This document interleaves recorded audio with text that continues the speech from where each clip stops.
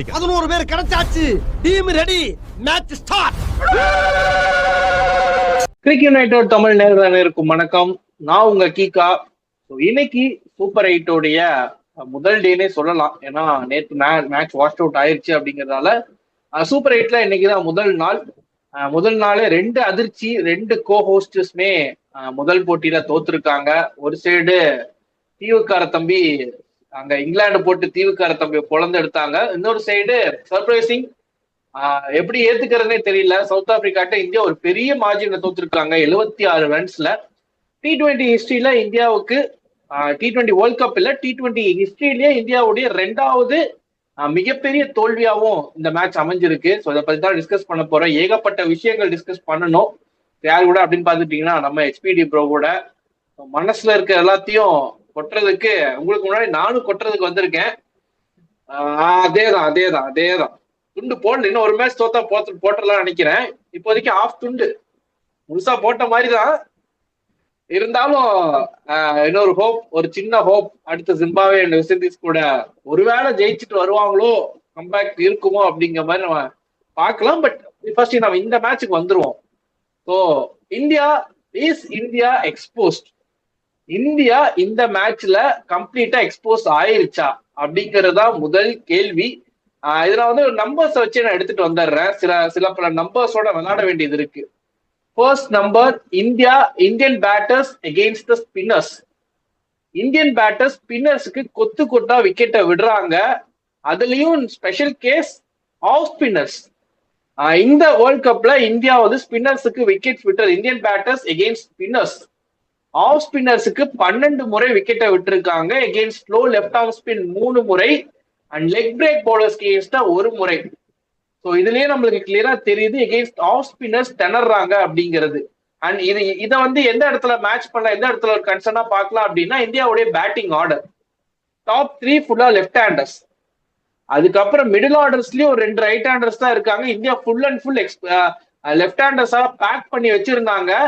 So இது வந்து அதிரடி ஆட போறாங்க அப்படிங்கிற மாதிரி இந்த வேர்ல்ட் கப் முன்னாடி இந்த ஸ்டார் ஸ்போர்ட்ஸ்கார தம்பி வந்து ஹைப் கொடுத்தாப்படி. 300 எப்ப இந்த 180 சேஸுக்கு முக்கி திணறி 111 ரன் அடிச்சு தோத்துருக்கோம். இப்படிதான் நடந்திருக்கு. அதான் 3 நாமம் நெல்சன் போட்டாங்க.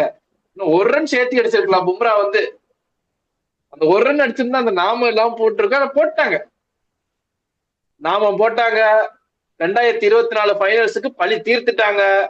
எல்லாம் நடந்துச்சு. இன்னைக்கு நம்ம என் வாயை கிளறாதீங்கயா அப்படிங்கிற மாதிரிதான் இருக்கு. அங்க ஒருத்தர் சைலண்டா ஆப்போசிட்ல சிரிச்சிட்டு இருக்காரு. இருங்க, நான் என்னோட இதை கொட்டிக்கிறேன், அடுத்து நீங்க வந்து கொட்டுவீங்களாம். இப்ப என்னன்னு பாத்துட்டீங்கன்னா இந்த ஸ்டாட் இன்னும் கொஞ்சம் எலாபரேட்டா நான் எடுத்துட்டு வரேன். ஃபுல் அண்ட் ஃபுல் டாப்லயும் சரி, மிடில் சூரியகுமார் யாதவ், ஹர்திக் பாண்டியா மட்டும்தான் லெஃப்ட் ஹேண்டர்ஸ், ரைட் ஹேண்டர்ஸ். அதான் டாப் 3 ஃபுல்லா லெஃப்ட் ஹேண்டர்ஸ். இதுல இன்னொரு ஸ்டாட் என்ன அப்படின்னு பாத்துக்கிட்டீங்கன்னா அபிஷேக் சர்மா 2 டைம் ஆஃப் ஸ்பின்னர்ஸ்க்கு அகெயின்ஸ்ட் அவுட் ஆயிருக்காரு இந்த டோர்னமெண்ட்ல. Tilak Varma 2 times. Ishan Kishan for the 4th time இன்னைக்கு அவுட் ஆகிறாரு அகெயின்ஸ்ட் ஆஃப் ஸ்பின். வந்தவுடனே எய்டன் மார்க் நம்ம கொண்டு வந்துட்டாங்க. நான் வந்து போடுறேன்ப்பா மொதல் ஓவர் அப்படின்னு. அந்த அளவுக்கு எக்ஸ்போஸ் ஆகி வச்சிருக்காங்க. குரூப் ஸ்டேஜ்ல ஒரு 4 மின்னர்ஸ் வந்தாங்க, ஈஸியா கம்ஃபர்டபுளா ஜெயிச்சிட்டாங்க. அதுலயும் வந்து பாகிஸ்தான் மட்டும் தான் கம்ஃபர்டபுளா அடிச்சாங்க. USA இந்தியாவுக்கு டஃப் கொடுத்தாங்க, நெதர்லாந்து ஓரளவுக்கு டஃப் கொடுத்தாங்க, ஈவன் நமீபியா 2. இருக்கல நம்ம கம்ஃபர்டபுளா வின் பண்ணது பாகிஸ்தானை மட்டும்தான். அண்ட் அந்த இடத்துல இருந்து இன்னொரு விஷயங்கள் எக்ஸ்போஸ் ஆனது என்ன அப்படின்னு பாத்துட்டீங்கன்னா slower ones, flat tracks, pace on deliveries. இது இல்லாம இந்தியா சர்வே பண்ண முடியாது அப்படிங்கறதையும் எக்ஸ்போஸ் பண்ணிட்டாங்க. ஈவன் இப்போ இருக்க ஃபார்முக்கு இந்தியா முழிச்சுக்கலாம் அப்படின்னா even Zimbabwe can defeat India in Chepauk இப்ப கொஞ்சம் பிளாட் ட்ராக்கா இருக்கு அப்படிங்கறதால இந்தியாவுக்கு ஒரு நிம்மதி. ஏன்னா ஜிம்பாவேக்கு அந்த வேரியேஷன் ஸ்பின் இதெல்லாம் இருக்கு. சேப்பாக்ல வந்து நம்ம தப்பிக்க போறோம். ஏன்னா சேப்பாக் தான் எப்பவுமே இந்தியாவுக்கு வந்து ஒரு ட்ரிக்கிய கண்டிஷனா இருக்க போகுது. பட் இப்ப சேப்பாக்க நம்பிதான் இருக்கும் அப்படிங்கிற மாதிரி ஆயிருச்சு. இந்தியாவும் சேஞ்ச் ஆயிருச்சு, சேப்பாக்கும் சேஞ்ச் ஆயிருச்சு. இந்தியாவும் நம்ம எக்ஸ்பெக்ட் பண்ண மாதிரி இல்ல, சேப்பாக்கும் நம்ம எக்ஸ்பெக்ட் பண்ண மாதிரி இல்ல. அப்படிதான் ஆட போறாங்க.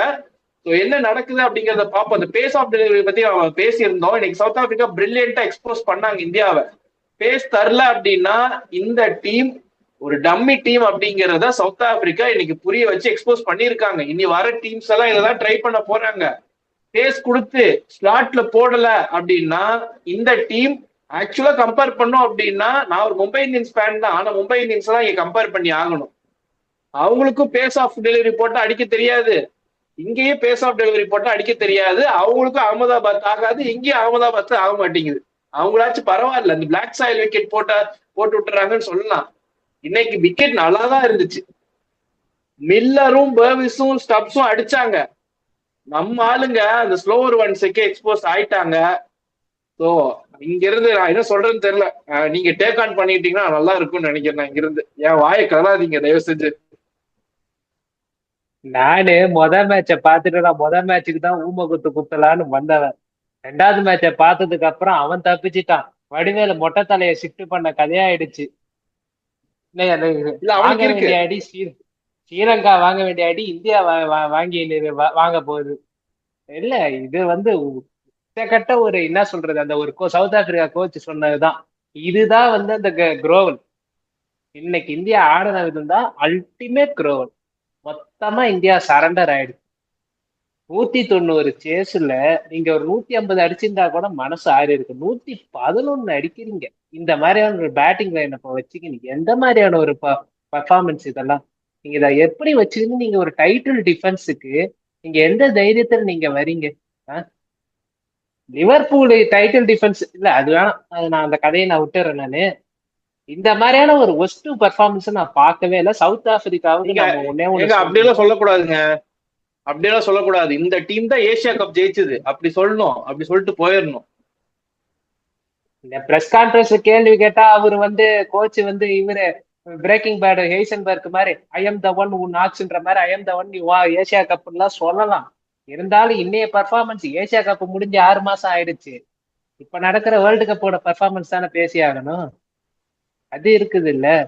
இல்ல கேள்வி வந்து வாஷிங்டன் சுந்தரை எதுக்கு கொண்டு வந்தீங்க?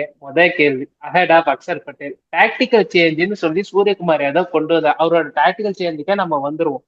லெப்ட் ஹேண்டர்ஸ் இருக்கிறாங்க, அந்த பக்கம் டிகாக் இருக்கிறாரு, ரிக்கல்டன் இருக்கிறாரு, மில்லர் இருக்கிறாரு, 3 லெப்ட் ஹேண்டர் இருக்கிறாங்க. நாங்க அதனால வாஷிங்டன் சுந்தரை கொண்டு வந்தோம். யாராவது ஒருத்தவங்க நின்னாங்கன்னா அவரை வந்து விக்கெட் எடுக்க வச்சு அது இது பண்ணலான்னு அவங்களுக்குள்ள கொண்டு வந்தாங்க. Okay right.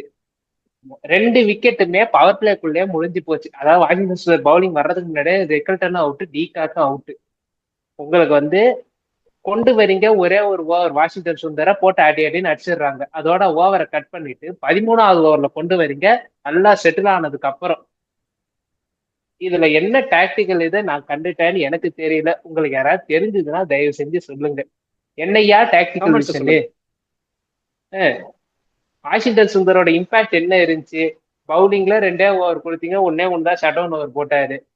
பேட்டிங்ல அஹெடா அனுப்புனீங்க தூபேக்கு முன்னாடி, ஒரே ஒரு ஷார்ட் பவுண்டரி மட்டும் அடிச்சாரு, அதோட அவரும் நடைய கட்டிட்டாரு. ஃபீல்டிங்கே ஒரு ட்ரை பண்றேன்னு ஒரு பவுண்டரி ஒன்று ஓட விட்டாரு. இதுதான் வாஷிங்டன் சுந்தர் இன்னைக்கு ஃபுல்லா பண்ணது. அக்சர் பட்டேல் இருந்திருந்தா கூட கொஞ்சமாச்சும் நம்பிக்கையாவது இருந்திருக்கு, ஏதாவது ஆடி இருப்பாரு, ஏதாவது இந்த அந்த ஒரு 2 ஓவர் ஏன் அவர் போட மாட்டாரு அக்சர் பட்டேல்? டீமை வந்து கடைசி வரைக்கும் கௌதம் கம்பீர் செட்டிலே ஆக விடல. அதுதான் உண்மை. இந்த வேர்ல்டு கப் ஃபுல்லா மேட்சுக்கு மேட்ச் யாரையாவது ஒருத்தவங்க மாத்திக்கினே இருக்கிறாரு. எதுக்கு மாத்துறாரு? ஏன் மாத்துறாரு? நீங்க பாகிஸ்தான் போறீங்க, அங்க வந்து நான் எனக்கு வந்து குல்தீப் யாதவ் வேணும்னா ஓகே.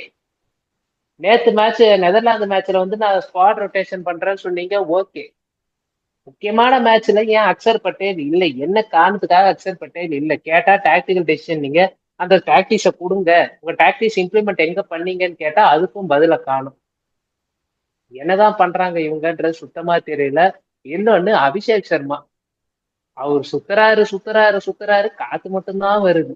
கொஞ்சம் கூட அவர் வந்து என்ன சொல்றது, அன்பார்ச்சுனேட்டா அவரு வந்து ஒரு மொமெண்டம் இல்லாம ரொம்ப ஸ்ட்ரகிள் ஆயினே இருக்கிறாரு. அந்த பேட் வந்து டிவி விட்டு ரன் எடுக்கிற ஆளு, அவருக்கு வந்து பால் பேட்டுக்கு வரணும்னு எதிர்பார்க்குற ஆளு, அவருக்கு வந்து இந்த மாதிரி ஸ்லோவர் டெலிவரி, பால் நின்று வர்றது, அதெல்லாம் அவர் சுத்தமா எடுபட மாட்டேது.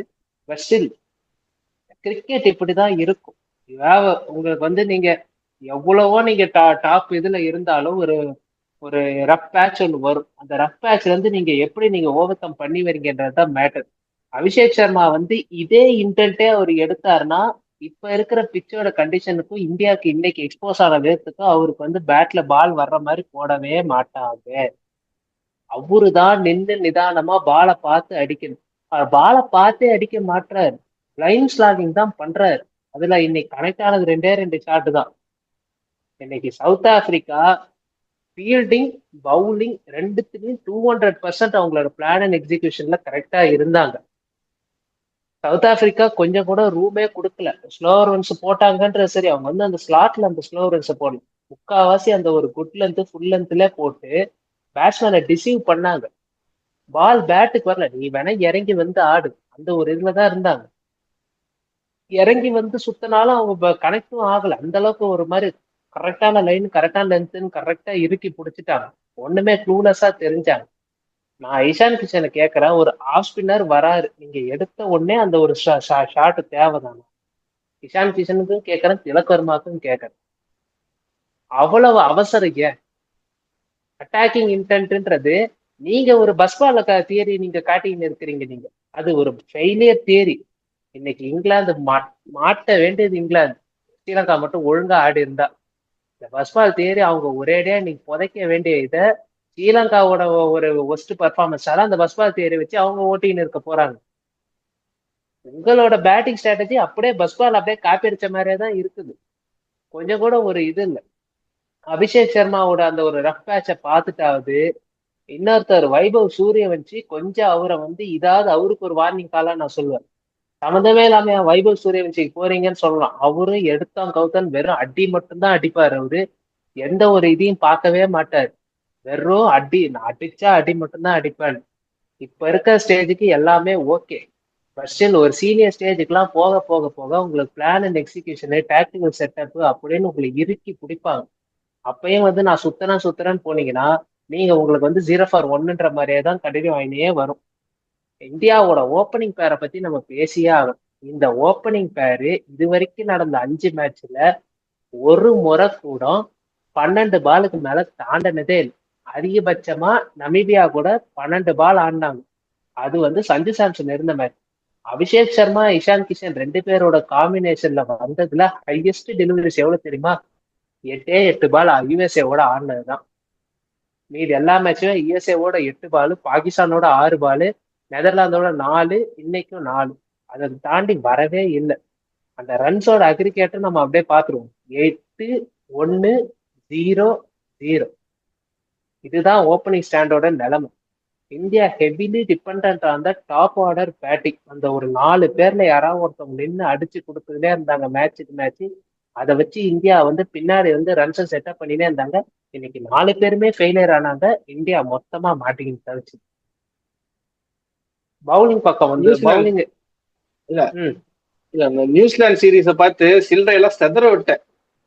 10 ஓவர்ல 150 சேசிங், 200 சேசிங் இன் 15 ஓவர்ஸ் எல்லாம் காட்டினீங்களா? 150 ரன்னு, 186 ரன்னுக்கு 111 ரன் அடிச்சு 76 ரன்ல தோத்துட்டு வரீங்களா? என்ன ரங்கா நியாயமா அதெல்லாம்? அப்படிங்கிற மாதிரிதான் இருக்கு. அடுத்து அப்படியே நம்ம அப்படியே பவுலிங் பக்கம் போயிடுவோம். நீங்க சொன்ன மாதிரி பவுலிங்லயும் இன்னைக்கு பாத்துட்டீங்கன்னா அந்த பவுலிங்கும் கொஞ்சம் எக்ஸ்போஸ் ஆன மாதிரி தான். ஃபர்ஸ்ட் ஸ்டார்டிங்ல வந்து பவர் பிளேல 3 விக்கெட்ஸ் டவுன். அதுக்கப்புறம் ஓவர் ரேட் பவுலிங்ல எக்ஸ்போஸ் ஆனது ஸ்பின் பவுலிங் தான். பேஸ் பவுலிங் கூட நான் வந்து விட்டுருவேன். பேஸ் பவுலிங் வந்து அவங்களுக்கு வந்து ஆனாலும் இங்கேயும் வந்து மெயின் பவுலர் இல்லாதது பெரிய டிராபேக்கா நான் பாக்குறேன். பாண்டியாவும் தூபேவும் காப்பாத்திடுவாங்க அப்படின்ற என்னென்னலாம் இந்தியாவுக்கு இது வரைக்கும் பிளஸ் பாயிண்டா இருந்துச்சோ அந்த எல்லா பிளஸ் பாயிண்ட்டையும் சவுத் ஆப்பிரிக்கா வந்து ஒரே அடியா அடிச்சு மைனஸ் பாயிண்ட் ஆக்கிடுச்சு. அதுதான் உண்மை. நீங்க கண்டினியூ பண்ணுங்க. இல்ல நீங்க சொன்னதை வச்சுதான் ஒரு சில பாயிண்ட் எடுக்கணும்னு நினைக்கிறேன். ஆக்சுவலா இப்போ இந்த தோல்வி வந்து எனக்கு என்ன பொறுத்த வரைக்கும் தேவைப்படுதோ அப்படிங்கிற மாதிரி தோணுது. ஏன்னா நம்ம லீக் ஸ்டேஜ்ல அவ்வளவு கம்ஃபர்டபுளா நம்ம வின் பண்ணல. எக்ஸப்ட் பாகிஸ்தான் கேம் நம்ம எல்லா மேட்சுமே ஈவன் யூஎஸ்ஏ கூட நம்ம ஸ்ட்ரகிள் பண்ணியிருக்கோம். நெதர்லாண்ட்ஸ் கூடயே லைட்டா ஸ்ட்ரகிள் பண்ணியிருக்கோம். அப்படிங்கும் போது ஈவன் இந்த ஸ்மால் டீம்ஸ்க்கு எகென்ஸ்டா ஸ்ட்ரகிள் ஆயிட்டு இருந்தோம். அப்போ வந்து ஒரு சின்ன ஒரு வேக்கப் கால், ஒரு வார்னிங் சைன் இருந்துச்சு. சூப்பர் 8க்கு போகும்போது ஒரு பெரிய சைடு, ஏன்னா தோல்வியே சந்திக்காத ஒரு குரூப்பா வந்திருக்கு. ப்ரீசீடிங்ல எந்த டீமுமே தோல்வியை சந்திக்காம ஒரே குரூப்ல வந்திருக்கு. அப்படிங்கும் போது இந்த இடத்துல ஏதோ ஒரு இடத்துல எக்ஸ்போஸ் ஆகும் அப்படிங்கிற மாதிரியான சில விஷயங்கள் குரூப் ஸ்டேஜோட எண்ட்லயே நம்ம பட்டுச்சு. ஸோ இந்த இடத்துல இந்த எக்ஸ்போசர் அப்படிங்கிறது இந்தியன் டீமுக்கு ஒரு வேக்கப் கால நான் பாக்குறேன். இப்போ தெரிஞ்சிருக்கணும், ஓகே நம்ம ஆஃப் ஸ்பின்க்கு எகேன்ஸ்டா வீக்கா இருக்கும். இந்த தோல்வி அப்படிங்கிறது ஒரு பெரிய மார்ஜின்ல தோக்குறோம் அப்படிங்கும் போது ஆஃப் ஸ்பின்க்கு எகேன்ஸ்டா நம்ம வீக்னஸ் இருக்கு. ஸ்லோ பால்ஸ்க்கு எகேன்ஸ்டா நம்ம ஆட மாட்டேங்கிறோம். அபிஷேக் சர்மா சுத்திட்டு இருக்காரு. சோ அந்த இடத்துல அவரு கொஞ்சம் பால்ஸ் நின்று ஆடணும். ஓப்பனிங் பார்ட்னர்ஷிப் விக்கெட் வரல. இந்த மாதிரி ஏகப்பட்ட கன்சர்ன்ஸ், ஓப்பனிங் பார்ட்னர்ஷிப் பெருசா அமையல. இந்த மாதிரி ஏகப்பட்ட கன்சர்ன்ஸை பார்க்க வேண்டியது இருக்கு. இப்ப இந்த கன்சர்ன்ஸ் எல்லாம் எடுத்துட்டு கண்டிப்பா எடுத்துட்டு போய் அடுத்த மேட்சஸ்குள்ள என்ன பண்ணுவாங்க அப்படின்னா இதெல்லாம் முழிச்சுப்பாங்க. இந்த விஷயங்கள், இந்த எக்ஸ்போஸ் ஆன இந்த விஷயங்கள் எல்லாத்தையுமே இந்தியன் டீம் கரெக்ட் பண்ண பார்ப்பாங்க. ஒருவேளை நம்ம வின்னிங் இதுலயே போயிட்டே இருந்தோம் அப்படின்னா ஒரு செமிஃபைனல்லையோ ஒரு ஃபைனல்லையோ இந்த மாதிரி நாக் அவுட் ஸ்டேஜுக்கு போனதுக்கப்புறம் இந்த மாதிரியான சில விஷயங்கள் எக்ஸ்போஸ் ஆச்சு அப்படின்னா அந்த டைம் ஒன்றும் பண்ண முடியாது. இப்போ இந்தியா டைம். அடுத்து ஜிம்பாவேக்கு எகேன்ஸ்டான மேட்ச். ஜிம்பாவே என்னதான் அன்பீட்டுனா உள்ள வந்திருந்தாங்க அப்படின்னாலும் இந்தியா இப்ப இருக்க பொட்டன்ஷியலுக்கு they can beat Zimbabwe. They can put Zimbabwe நம்ம ஈஸியா வின் பண்ணக்கூடிய ஒரு ஸ்டேஜ் அப்படின்னு நம்ம வச்சுப்போம். அப்படி இருக்கும்போது அந்த மேட்ச்ல நம்ம ரெக்கவர் ஆகிறதுக்கு நம்ம ட்ரை பண்ணலாம் அப்படிங்கிற மாதிரி தான் என்னுடைய ஒரு தாட். இப்போ நீங்க ஒரு எக்ஸாம்பிளுக்கே எடுத்துக்கோங்க, 2023 வேர்ல்ட் கப்ல இந்தியாவுக்கு என்ன பிரச்சனை இருக்குன்னு தெரியாம எல்லா மேட்சும் கம்ஃபர்டபுளா வின் பண்ணிட்டே வந்திருந்தாங்க. பட் இந்தியாவுக்கு இருந்த ஒரு பிரச்சனை என்னன்னா ஒரு எக்ஸ்ட்ரா ஹர்திக் பாண்டியா மாதிரி ஒரு எக்ஸ்ட்ரா பேட்டர் அந்த இன்ஜுரி ஆகி போனது, சூரியகுமார் யாதவ் உள்ள வந்தது அப்படிங்கும் போது அந்த இடத்துல ஒரு பிளேயர் தேவைப்படாம இருந்தாங்க. அது கடைசி முடிவு இந்தியாவுக்கு தெரியவே இல்லை. ஃபைனல்ல இந்தியா தோத்தக்கு அப்புறம் தான் தெரிஞ்சிச்சு ஹர்திக் பாண்டியா ஸ்கைக்கு பதிலா இருந்திருந்தாருன்னா இந்த மேட்ச் எப்படி வேணாலும் சேஞ்ச் ஆயிருக்கலாம் அப்படிங்கிறது. ஸோ அந்த இடத்துல அப்படி இருக்கும்போது இந்த இடத்துல இந்தியா இப்போ தோத்தப்போ நம்மளுக்கு தெரிஞ்சிருக்கும் எந்தெந்த காம்பினேஷன் செட் ஆகும், எந்தெந்த பிளேயர்ஸ் எல்லாம் சேஞ்ச் பண்ணிக்கணும், எந்தெந்த மாதிரியான விஷயங்கள்லாம் நம்ம சேஞ்ச் பண்ணிக்கணும் அப்படிங்கிறது தெரிய வரும். அப்படிங்கும் போது இங்க இருந்து நம்ம ரெக்கவர் ஆயிக்கலாம் அப்படிங்கிற மாதிரிதான் என்னுடைய தாட்டு. ஸோ இந்த தோல்வி நான் என்ன பொறுத்த வரைக்கும் என்னன்னு பாக்குறேன்னா இது ஒரு லேர்னிங்கா பாக்குறேன். இந்த ஒரு அது பெரிய மார்ஜின டிஃபீட் ஆனது அப்படிங்கிறது கண்டிப்பா இன்னைக்கு யாரும் தூங்க மாட்டாங்க. ஏன்னா இந்த டீம் யாருனாலுமே டிஃபீட் பண்ண முடியாது, டூ டேஞ்சரஸ். அதுவும் ஹோம் கண்டிஷன்ஸ்ல கிளியர் ஃபேவரட்ஸ் சொன்ன இந்த டீம் ஒரு மிகப்பெரிய தோல்வியை சந்திச்சிருக்காங்க. அப்படிங்கும் போது கண்டிப்பா இன்னைக்கு யாருமே தூங்க மாட்டாங்க. போய் என்ன தப்பு நடந்திருக்கு, ஏன் இப்படி ஆடணும், ஏன்னா 3 டிபார்ட்மெண்ட்லயுமே ஃபெயிலியர். ஈவன் ஃபீல்டிங்ல கூட ஃபெயிலியர் தான் நான் சொல்லுவேன். பவுலிங்ல எக்ஸப்ட் பும்ரா யாருமே சரியா போல் பண்ணல.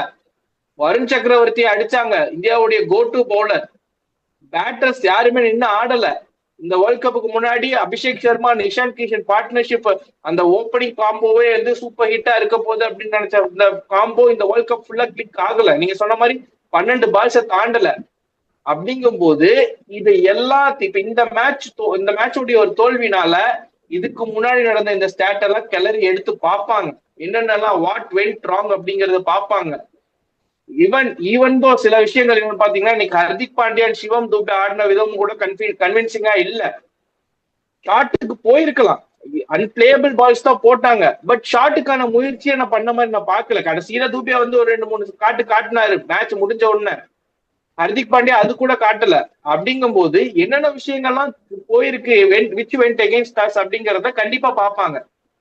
பார்த்து ரெக்கவர் ஆவாங்க அப்படிங்கிறது தான் என்னுடைய நான் ஒரு ஹோப் வைக்கிறேன். நீங்க அதை எப்படி பாக்குறீங்க? இல்ல இது முக்கியமான ஒரு லாஸ் தான் நான் பார்ப்பேன். ஒரு மிகப்பெரிய வேக்கப் கால். 2011 இதே மாதிரிதான் ஒரு ஸ்ட்ராங்கான பேட்டிங் யூனிட்டோட வந்தோம், பவுலிங்கும் இருந்துச்சு, ஒரு மாதிரி ஈவனான டீம் தான் வந்துச்சு இந்தியா வேர்ல்டு கப் உள்ள. ஆனா அந்த வேர்ல்டு கப்ல இங்கிலாந்தோட நம்ம டை பண்ணுவோம். அங்கேயே பவுலிங் வீக்னஸ் தெரிஞ்சுது. சவுத் ஆப்பிரிக்காவோட இதே அகமதாபாத்ல இந்தியா தோக்கும். அதுவும் எங்க இருந்துன்னா 267 ஃபார் 2ல இருந்து 296க்கு ஆல் அவுட் ஆகி அந்த மேட்ச்ல நம்ம தோப்போம். இந்த மாதிரியா இந்தியா என்னென்ன தப்பு பண்ணுச்சு, இந்தியாவோட பேட்டிங்ல மிகப்பெரிய ஓட்டம் இருக்குதுன்னு அப்பதான் நமக்கு தெரிய வந்துச்சு. அதை நம்ம ரெக்டிஃபை பண்ணி கடைசி மேட்ச்ல வெஸ்ட் இண்டீஸ் அந்த ஜெயிச்சு குவாலிஃபை ஆகும். யுவராஜ் அடிச்சு கொடுப்பாரு அந்த மேட்ச்ல.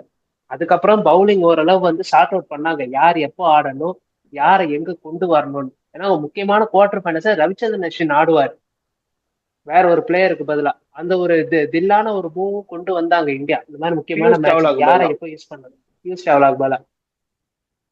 அந்த மூவ்ஸ் எல்லாம் அந்த டைம்ல கொண்டு வர்றதுக்கு இந்த லாஸை வச்சுதான் அவங்க ஒரு டிராயிங் போர்டுக்கு போனாங்க. இந்த லாஸுக்கு முன்னாடி வரைக்கும் இந்தியா இந்த வேர்ல்டு கப்ல ஃபர்ஸ்ட் பேட்டிங் மட்டும்தான் பண்ணின்னு இருந்துச்சு. 4 மேட்சுமே இந்தியா வந்து ஃபர்ஸ்ட் பேட்டிங் மட்டும்தான் பண்ணுச்சு, சேசிங்கே எடுக்கல. இன்னைக்கு சேசிங்கு மாட்டினாங்க, சேசிங்ல இந்தியா போட்டு இறுக்கிட்டாங்க. ஃபர்ஸ்ட் பேட்டிங்ல யாராவது ஒருத்தவங்க அடிச்சு கொடுத்துன்னு இருந்தாங்க டாப் ஆர்டர்ல, இன்னைக்கு யாருமே அடிச்சு கொடுக்கல.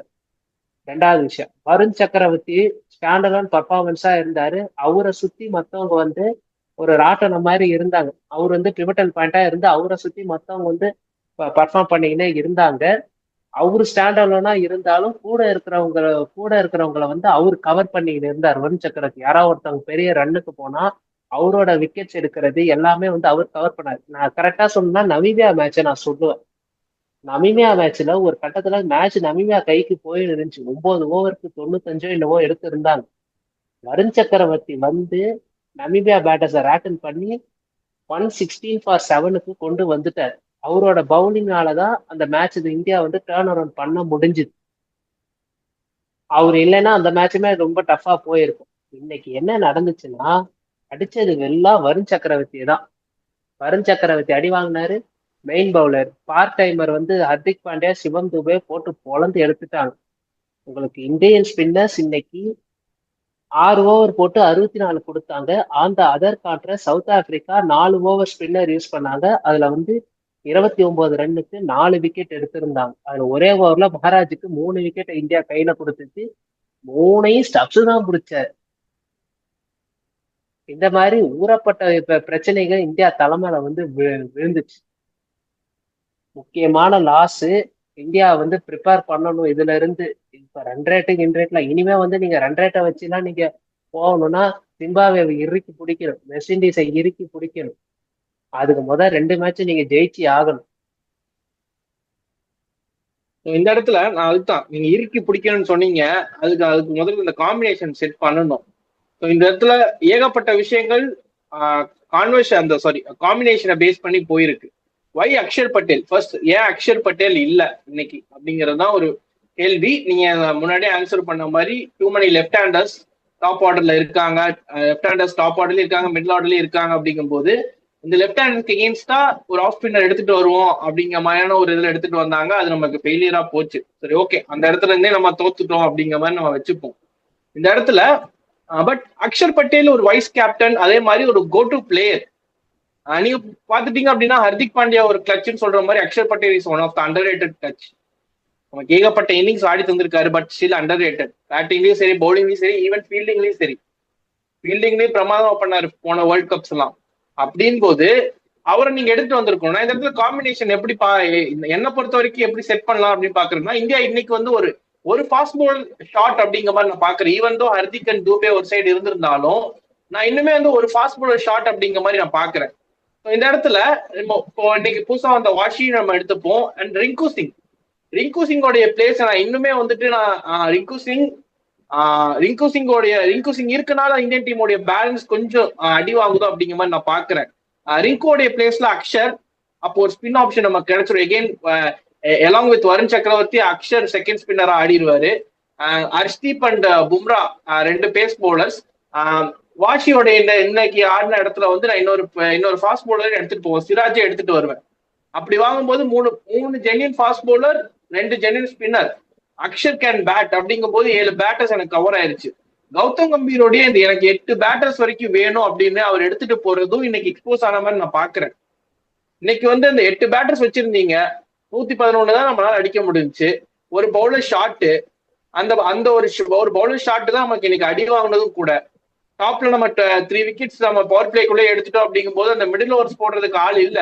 வருண் சக்கரவர்த்திக்கு இன்னைக்கு ஒரு ஆஃப் டே அப்படின்னா, ஒருவேளை அக்ஷர் பட்டேல் உள்ள வந்திருந்தாருன்னா அவர் விக்கெட் எடுத்திருப்பாரு. நீங்க வந்து வாஷி இன்னைக்கு அதே மாதிரி பேட்டிங்ல அவர் வந்துட்டு ஏதோ ஒன்று பண்ணிருப்பாரு. நீங்க வாஷியோடைய பிளேஸ் நீங்க ப்ரொமோட் பண்றீங்க அப்படிங்கும் போது அந்த இடத்துல வந்து ஏதோ ஒன்று பண்ணிருப்பாரு. அந்த இடத்துல விக்கெட் விடாம பாத்துருப்பாரு, கொஞ்சம் ரன் ரேட்டை இன்க்ரீஸ் பண்ணி விட்டுருப்பாரு. வேர்ல்ட் கப் ஃபைனல்ல இதுதான் பண்ணாரு அவரு. வேர்ல்ட் கப் ஃபைனல்ல இதே அகேன்ஸ்ட் சவுத் ஆப்பிரிக்கா இதே நிலைமை தான். 3 விக்கெட் போச்சு.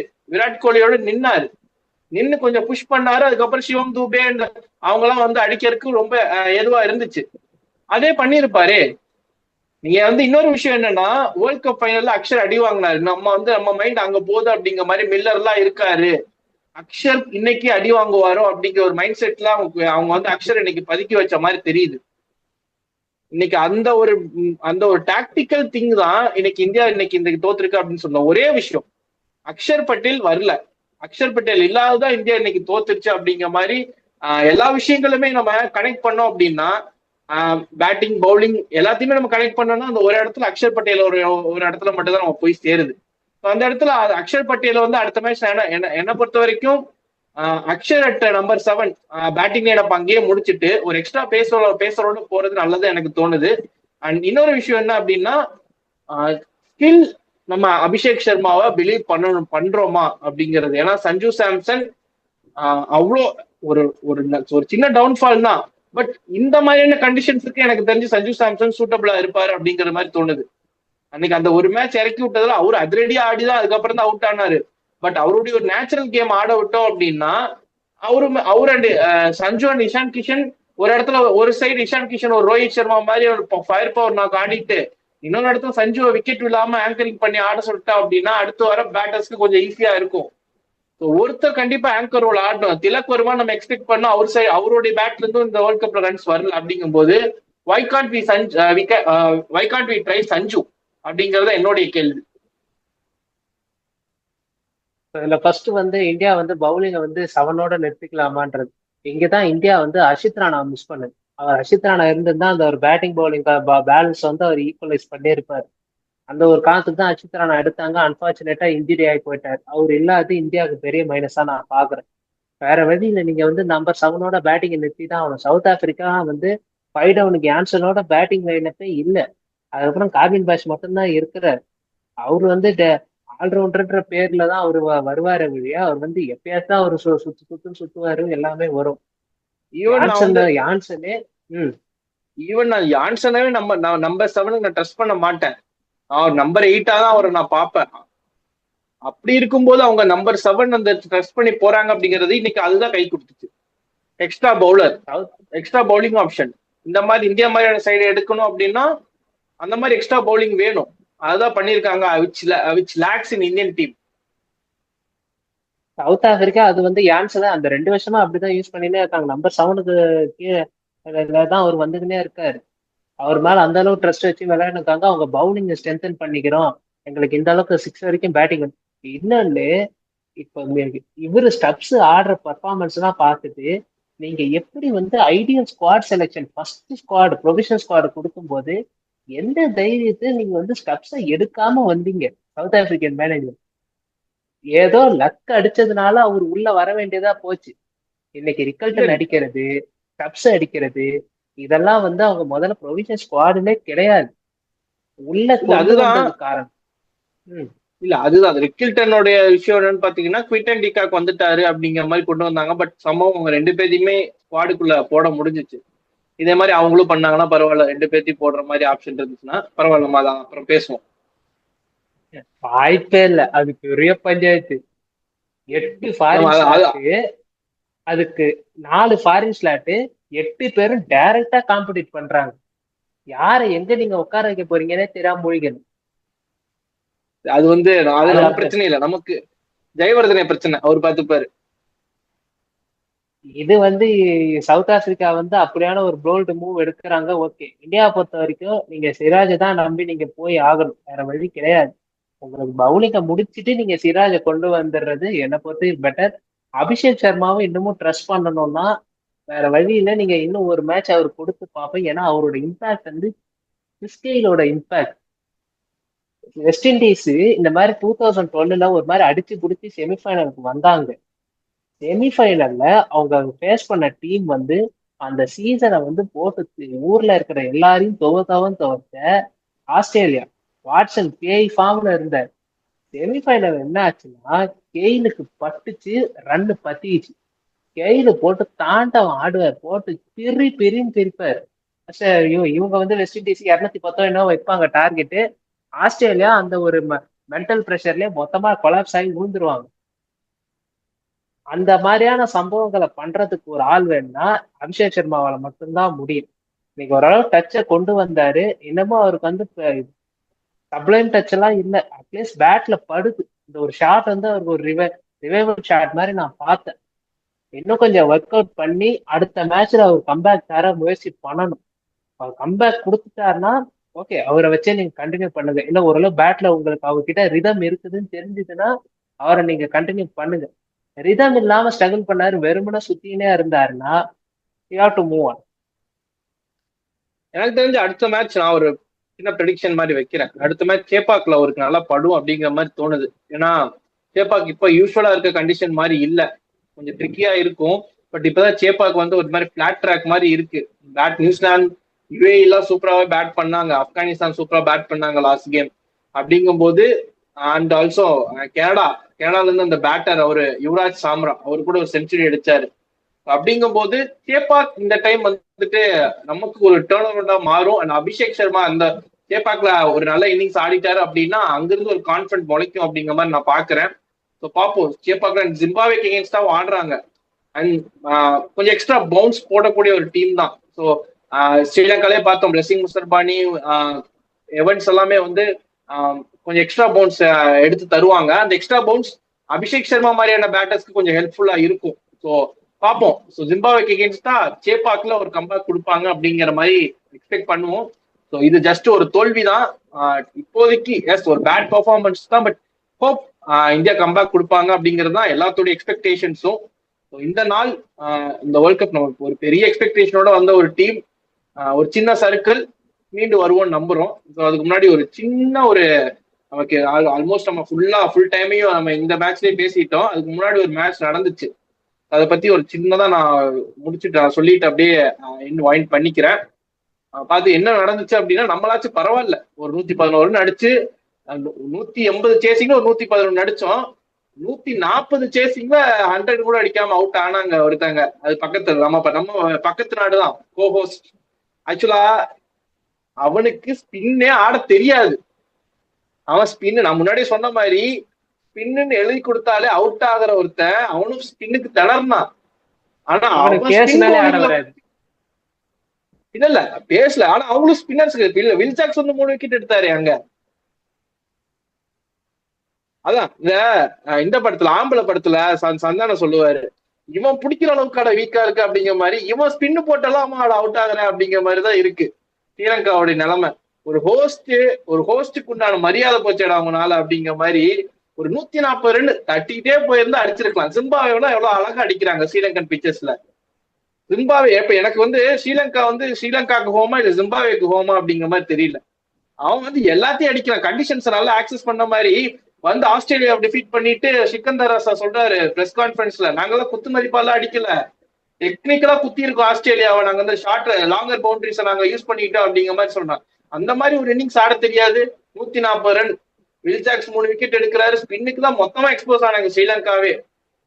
ஆக்சுவலா நம்மளை விட நல்லா ஸ்பின் ஆடக்கூடிய ஒரு சைடுன்னு நான் சொல்லுவேன் ஸ்ரீலங்காவை. பட் இங்கிலாந்து போய் தோத்துருக்காங்க அப்படிங்கிறது இப்போ அவங்களுக்குமே வந்துட்டு ஒரு செமிஃபைனல் சான்ஸ் அப்படிங்கிறது இன்னும் அடுத்து அவங்க நியூசிலாந்து பாகிஸ்தான் கூட எல்லாம் விளையாடுறாங்க. அப்படிங்கும்போது அவங்களுக்கு என்ன எக்ஸ்பெக்டட் செமிஃபைனல்ஸ் அப்படின்னு சொன்னோம், ஸ்ரீலங்கா வெளியே போயிருவாங்க அப்படிங்கிற மாதிரி தான் தோணுது. சோ எப்படி பாக்குறீங்க நீங்க? சொல்லிட்டு அப்படியே வைண்ட் அப் பண்ணிடலாம் ஸ்ரீலங்காவை. எனக்கு இங்கிலாந்து பர்ஃபார்மன்ஸை பார்த்த உடனே கண்டிப்பா இங்கிலாந்து எக்ஸ்போஸ் ஆயிடுச்சு, சோழி முடிஞ்சு, இங்கிலாந்தை போட்டு செய்யணும், வாகன் வந்து அன்பேர் பிச்செல்லாம் அழுவாருன்னு பார்த்தா அவரு ட்விட்டுக்கு ரெடி எல்லாம் பண்ணிருப்பாரு ஃபர்ஸ்ட் இன்னிங்ஸ். அப்ப ஒரு விக்கெட் எழுவும், ஒரு எழுத்தா அப்பதான் அழிச்சினே வந்திருப்பாரு. ஆனா அநியாயத்துக்கு மோசமா ஆயிடுச்சு ஸ்ரீலங்கா. ரன்ஸ் எப்படியே தேத்திறாங்க. ஜாக்ஸ் சூப்பரா பெர்ஃபார்ம் பண்றாரு கொடுத்த இடத்துல. எனக்கு வந்து பட்லரோட ஃபார்ம் எனக்கு பெரிய கன்சர்னா இருக்குது. பட்லரோட ஃபார்மை நம்பி ஒரு டீம் இப்ப இருக்குது. போன ஐபிஎல்ல அந்த 3 தலை மட்டும்தான் அந்த டீமுக்கு 15 ஓவர் வரைக்கும் ஆடி கொடுத்துனே இருந்துச்சு. இப்போ 3 பேர் இருக்கிற ஃபார்மை பார்த்தா 15 பாலுக்கு 3 பேர் நிப்பாங்களான்ற நிலைமை நிக்குது 3 பேரும். இப்ப இந்தியா ஒரு தலை தான் இப்ப உள்ள போகுது. அதை மட்டும் இது ஜேக்கப் பத்தன்லாம் அக்ராஸ்ல ஆடிலாம் அவுட் ஆனாரு. இங்கிலாந்தோட பேட்டிங் ஒரு மாதிரி கன்வின்சிங்காலாம் இல்ல. வில் ஜாக்ஸ் மட்டும் நல்லா ஆடினாரு. சால்ட் ஓரளவு சூப்பரா ஆடினாரு, கவுண்டர் அட்டாக்லாம் நல்லா பண்ணாரு. மத்தவங்க யாரும் பெருசா அடிக்கல. ஸ்ரீலங்காவும் நல்லா பர்ஃபார்ம் எப்படி கேம கொண்டு போகணும்ன்ற ஒரு அவேர்னஸ் இல்லாம கவுத்துட்டாங்க ஸ்ரீலங்கா. 140 தான் இருக்குது, உங்களுக்கு ஒரு விக்கெட் உழுதுன்னா தட்டி ஆடிட்டு அதுக்கப்புறம் இங்க நின்னு ஆடிட்டு உங்களுக்கு ஒருத்தர் நிக்கிறாரு, சால்ட் நிக்கிறாரு, இந்த பிச்சு உங்களுக்கு டப்பா இருக்குது, யாராவது ஒருத்தவங்க நிப்போம், அந்த ஒரு கேம் அவேர்னஸ் ஸ்ரீலங்கா அப்படியே விட்டுடுச்சு. எல்லாரும் அடிக்க போறோடனே போய் விக்கெட்டை விட்டுட்டு அதுக்கப்புறம் யோசிக்கிறாங்க நின்று அடிக்கணுமோ இந்த பிச்சுல. நின்று அடிக்கணும்னு யோசிக்கிற நேரத்துக்கு 6 விக்கெட் விட்டு வந்திருக்கிறியே, எங்கிட்டு நீ நிப்ப? கமிங் மெண்டிஸ் ஒரு 6 அடிக்கிறாரு, திருப்பி நீங்க ட்ரை பண்றேன்னு போய் அவுட் ஆகல. ஸ்ரீலங்கா பண்ண பிளண்டர் வந்து அவங்க பவுலிங்ல என்னெல்லாம் மொமெண்டம் எடுத்தாங்களோ அது அப்படியே பேட்டிங்ல சொதப்பிட்டாங்க.